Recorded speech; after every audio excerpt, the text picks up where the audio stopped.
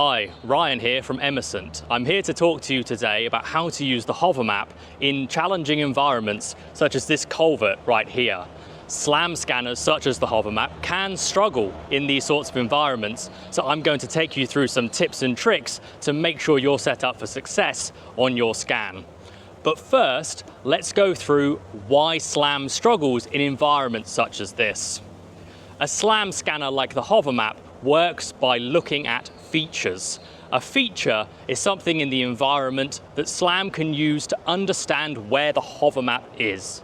The better we can understand where the hover map is, the more accurate the resultant point cloud.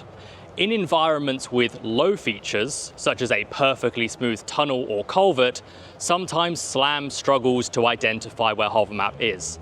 This can lead to what's called drift, where the point cloud is less accurate in certain areas, or a SLAM slip, which is where hover map completely can't understand where it is and the scan is completely failed. So how do you reduce SLAM drift and SLAM slip? Well, the first thing you can do is modify your capture technique by holding the hover map to the side so that it can see both ends of the tunnel and use points from those ends to stabilize the scan. You want to also ensure that you move slowly and deliberately. The second thing you can do is try to avoid as much as possible having someone following you through a low feature environment. SLAM treats these as what we call negative features, and by having a feature moving behind it at the same speed, it thinks it stayed still.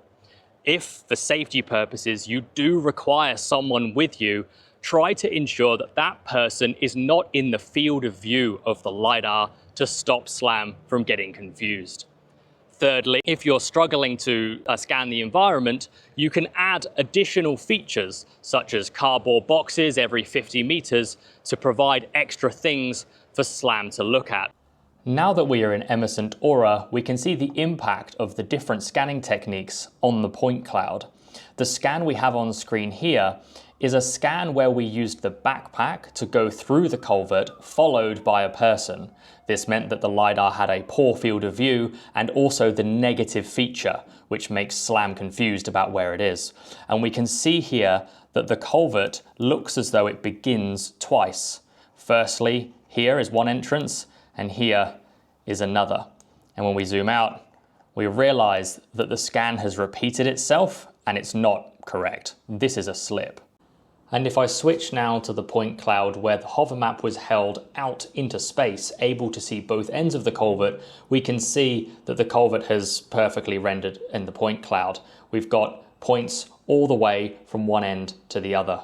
If we scroll in slightly and move down, we can see the points are rendering all the way from one end to the other in high quality. If you have a challenging environment scan, it's also recommended to change the advanced settings in processing settings to give your scan the best chance of processing correctly.